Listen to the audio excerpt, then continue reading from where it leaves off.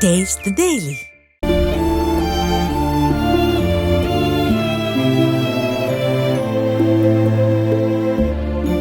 ஈரோடு மாவட்டம் தாளவாடி மலைப்பகுதியில் சூறைக்காற்றுடன் பெய்த கனமழையால் அறுவடைக்கு தயாராக இருந்த ஆயிரக்கணக்கான நேந்திரம் வாழை மரங்கள் அடியோடு சாய்ந்ததாக விவசாயிகள் தெரிவித்தனர். அதிகாரிகள் ஆய்வு செய்து உரிய இழப்பீடு வழங்குமாறு அவர்கள் கோரிக்கை விடுத்தனர்.